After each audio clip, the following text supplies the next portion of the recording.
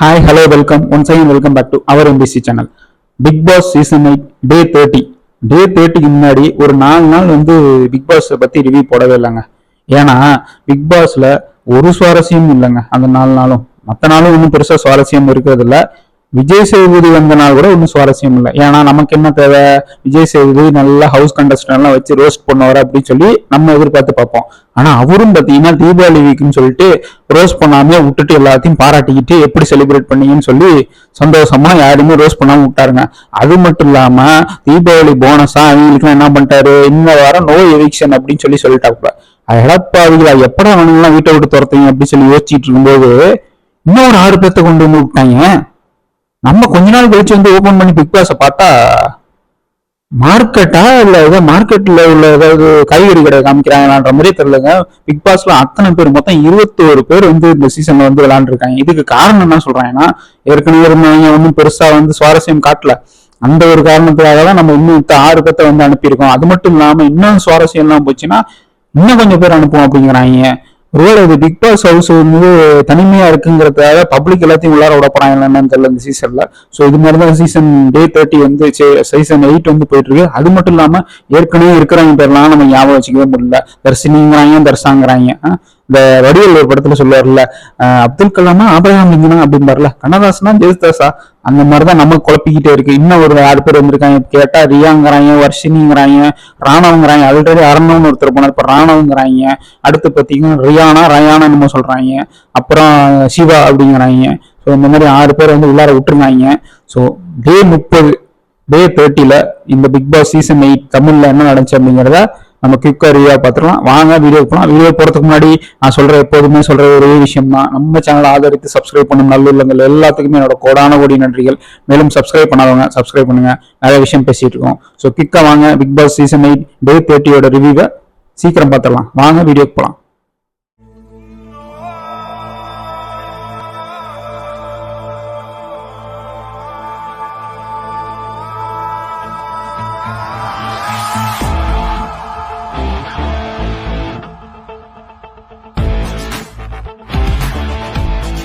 Big pass Day 30 முதல்ல captain இருந்து வரங்க.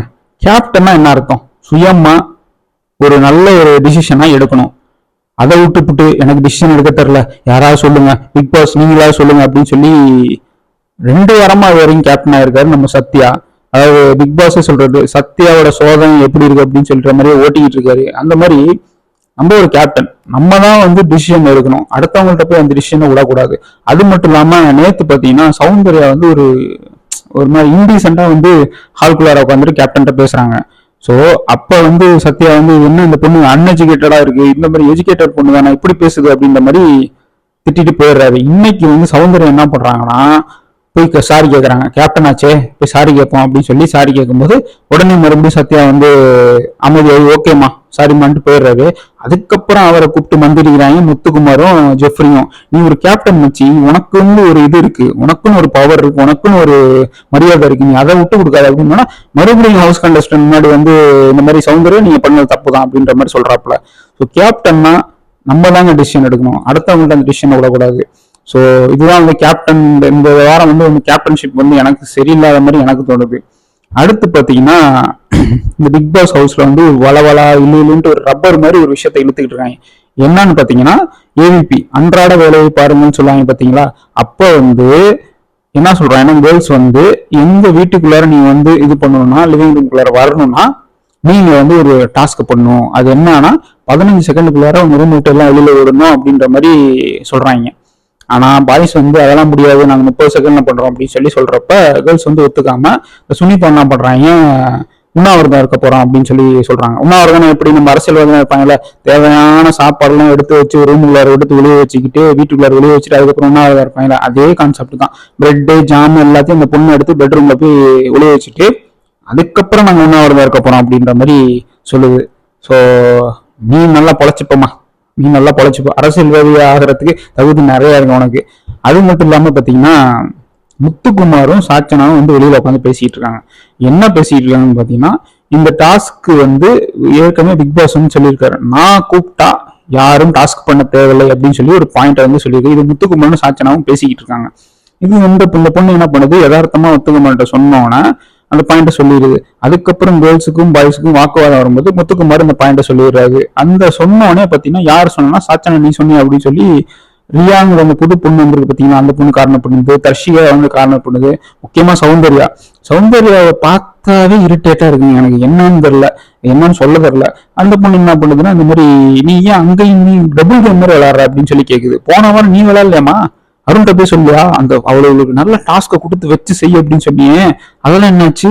அப்ப நீ வந்து இந்த சைடு விளையாடுற, இந்த சைடு விளையாடுற, அந்த சைடு விளையாடுறியா அப்படின்னு எனக்குள்ள ஒரு கேள்வி, உங்களுக்கு எப்படின்னு தெரியல.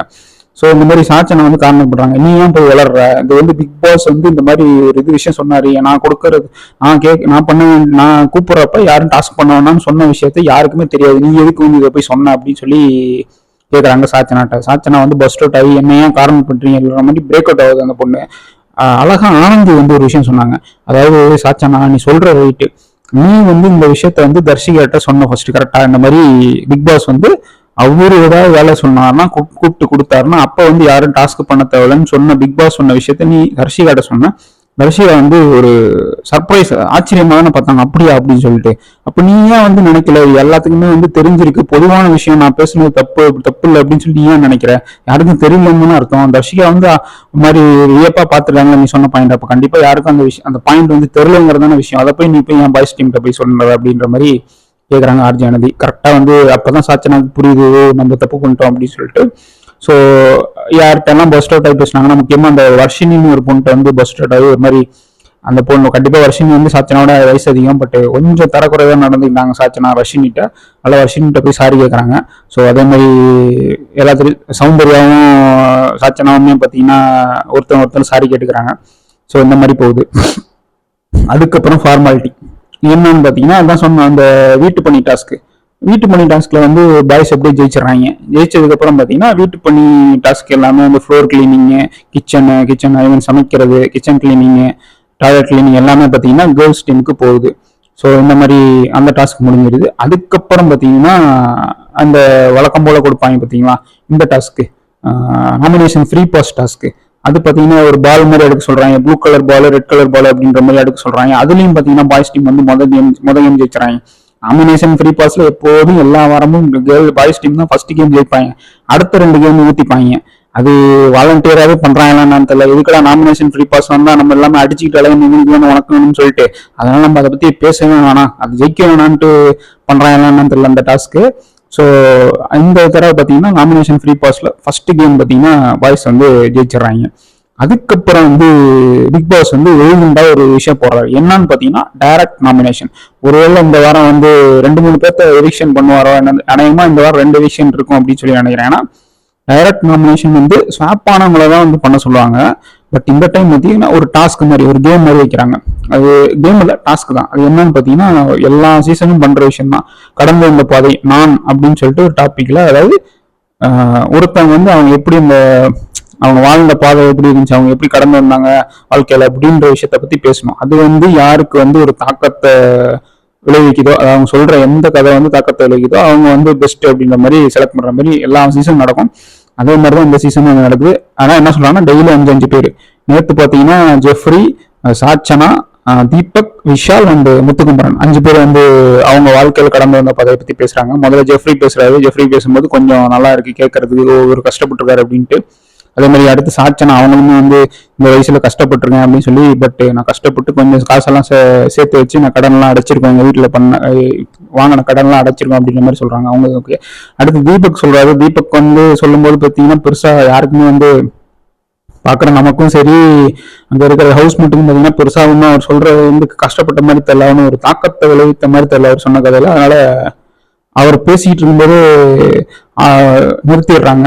ஸோ அடுத்த விஷால் வந்து கொஞ்சம் ஈர்ப்பா இருந்துச்சு அவர் சொல்ற விஷயம். அவர் வந்து ஒரு என்ன சொல்றது, நல்ல ஒரு சில்வர் ஸ்பூன்ல பிறந்துட்டு அதுக்கப்புறம் கஷ்டப்பட்டு படிக்க முடியாத அளவுக்கு வந்து கஷ்டப்பட்டாருன்ற மாதிரி கதை, அவரோட கதை போகுது. ஸோ அதுவும் இந்த தாக்கம் ஏற்பட்டுச்சு. கடைசியா வந்து முத்துக்குமரன் நமக்கு சொல்லவே வேணாம், முத்துக்குமரனுக்கு சொல்லித்தரவே வேணாம். ஏன்னா அவர் ஒரு பேச்சாளர், வேற லெவலுக்கு பேசினாரு. கேட்கும்போது வந்து யாருமே வந்து ஸ்டாப் பண்ணல. ஹவுஸ் கண்டஸ்டன்ட் வந்து அவர் பேச விட்டுட்டு எல்லாமே பார்த்துக்கிட்டு இருந்தாங்க. அந்த அளவுக்கு வந்து ஒரு ஈர்ப்பா பேசிக்கிட்டு இருந்தாரு. ஸோ அது பேசும்போது கொஞ்சம் நமக்கு கண்ணீரும் வந்துச்சு அவர் பேசும்போது. ஸோ அந்த அளவுக்கு வந்து ஏன்னா மிடில் கிளாஸ் அப்படிங்கிற விஷயத்த வந்து அவர் டச் பண்ணி பேசிட்டு இருந்தார் நேற்று. கண்டிப்பா எபிசோட் பார்க்காதவங்க பாருங்க, நல்லா பேசியிருந்தார் நேற்று. ஸோ இந்த மாதிரி போகுது. கடைசியில் பார்த்தீங்கன்னா 5 பேத்துல வந்து யாரோட பேச்சு வந்து யாரோட கதை வந்து பெருசா அதுல அடுத்தவங்களை வந்து தாக்கல அப்படின்றப்ப தீபக்கோட கதை வந்து பெருசா ஒரு என்ன சொல்றது ஒரு கஷ்டமான கதை மாதிரி இல்லை, ஒரு கஷ்டப்பட்ட பாதை மாதிரி இல்லைன்றது அவருக்கு வந்து ஒரு பாம் மாதிரி ஒன்று தராங்க. அந்த பாம் என்ன பண்ணணும்னா அவர் வந்து ரெஸ்ட் ரூம் போகும், தூங்கும்போது மட்டும் அந்த பாம்பை வந்து வச்சுக்கலாம், வெளியில வச்சுக்கலாம், மற்றபடி அந்த பாம்போட தான் அவர் அலையணுன்ற மாதிரி. நேற்று பார்த்தீங்கன்னா 5 பேத்துல தீபக் வந்து அந்த பாம்பு வாங்கிக்கிறாரு. ஸோ இதுதான் வந்து நேற்று போச்சு. அதை தவிர பார்த்தீங்கன்னா நேற்று ஹைலைட்டான பாயிண்ட்னு சொல்ல போனால் பெருசாக என்ன சொல்றது நிறைய பேர் சேர்த்து விட்டாங்க உள்ளார.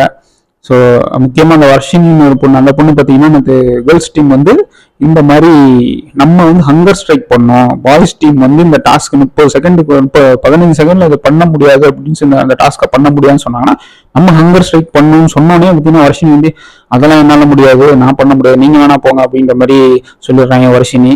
அதே மாதிரி தர்ஷிகா வந்து சொல்றாங்க வர்ஷினி பண்ணலைன்னா கண்டிப்பா பாய்ஸ் டீம்ல கேட்பாங்க, உங்க டீம்ல உள்ளவங்களுக்கு இது உடன்பாடு இல்லை, அதை நீங்க எதுக்கு இது இம்ப்ளிமெண்ட் பண்ண பாக்குறீங்க அப்படின்னு சொல்லிட்டு கண்டிப்பா பாய்ஸ் கேட்பாங்க அப்படிங்கறத அந்த பாயிண்ட வந்து சொல்றாங்க தர்ஷிகா வந்து வர்ஷினியை பத்தி. ஸோ பட் ஆனந்தி வந்து பரவாயில்ல, அவங்க சொன்னாலும் பரவாயில்ல, அது அவங்களோட ஒப்பீனியன், நம்ம பாய்ஸ்ட போய் நம்ம என்ன பண்ணணும் யோசிச்சோம் அப்படிங்கிறத இம்ப்ளிமெண்ட் பண்ணலாம் அப்படின்ற மாதிரி சொல்றாங்க. அது மட்டும் இல்லாம சத்யா வந்து டிசிஷன் எடுக்க முடியாம கன்ஃபர்ஷனுக்கு பிக் பாஸை கூப்பிடுறாங்க. பட் அவர் வந்து வித்தியாசமா ஆனந்தியும் முத்துக்குமரனையும் கூப்பிட்டு பேசுறாங்க. பேசும்போது பாத்தீங்கன்னா முத்துக்குமரனையும் ஆனந்தி கேட்கறாங்க, அந்த மாதிரி சத்யா வந்து கன்ஃபியூஷன் இருக்காது, 30 செகண்ட்ல பண்றதா இல்ல 15 செகண்ட்ல பண்றதான்னு கன்ஃபியூஷனா இருக்கு, அது எப்படி பண்றதுன்னா அது வந்து என்கிட்ட எப்படி கேட்பீங்க, அது உங்க டிசிஷன் தான், நீங்கன்னா வந்து நீங்க விளையாடுற கேம் வந்து சுவாரஸ்யமாக்கிக்கணும், ட்ரை பண்ணி பாருங்க, கண்டிப்பா சுவாரஸ்யமா இருந்துச்சுன்னா பண்ணுங்க, கண்டினியூ பண்ணுங்க, இல்லைன்னா வேணாம் வேற போல மாதிரி ட்ரை பண்ணுங்க அப்படின்ற மாதிரி சொல்லி அனுப்பிச்சு விட்டுறாரு. ஸோ கேர்ள்ஸ் வந்து என்ன சொல்றது பாய்ஸோட இதுக்கு வந்து ஒத்துக்கிட்ட மாதிரி தான் வந்து தெரியுது. ஓகே, 30 செகண்ட்ல அந்த டாஸ்க்கு கொடுக்கலாம் அப்படின்ற மாதிரி ஒத்துக்கிட்ட மாதிரி தான் தெரியுது.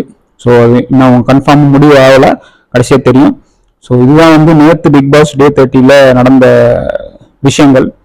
ஸோ பெருசா ஒண்ணுமே என்னங்க வெடிக்கவே இல்லை, 30 நாள் ஆயிடுச்சு, இன்னமும் பெருசா எந்த ஒரு விஷயமும் வெடிக்கல. வெடி போடுறதுக்காக தான் இந்த 6 பேர்த்த வந்து உள்ளார விட்டுருக்காங்க. ஸோ 21 பேர் இருக்காங்க. நான் சொன்ன மாதிரி பேரை ஞாபகம் வச்சுக்கிறதுக்கே கஷ்டமா இருக்கு. ஸோ சீக்கிரம் சுவாரஸ்யமே இல்லாத நம்மளாம் தயவு செய்து அடிச்சு பத்தி விட்டுருங்க பிக் பாஸ் வெளியில. ஏன்னா நம்மளால ஒரு 1.5 மணி நேரம் ஒரு என்ன சீரியல்ல கூட கொஞ்சம் சுவாரஸ்யம் இருக்கும், இந்த 1.5 மணி நேரத்துல வந்து எந்த சுவாரஸ்யமும் இல்லாம போச்சுன்னா பாக்குற நமக்கு வந்து கண்டிப்பா வேணாண்டா சாமி, இனிமே பிக் பாஸ் பக்கமே தலை வச்சு பார்க்க கூடாது அப்படின்றத யோசிக்க தோணும். ஸோ தயவு செய்து கொஞ்சம் சுவாரஸ்யத்தை கூட்டுங்க. அவ்வளவுதாங்க பிக் பாஸ் டே 30யோட ரிவ்யூ தான்.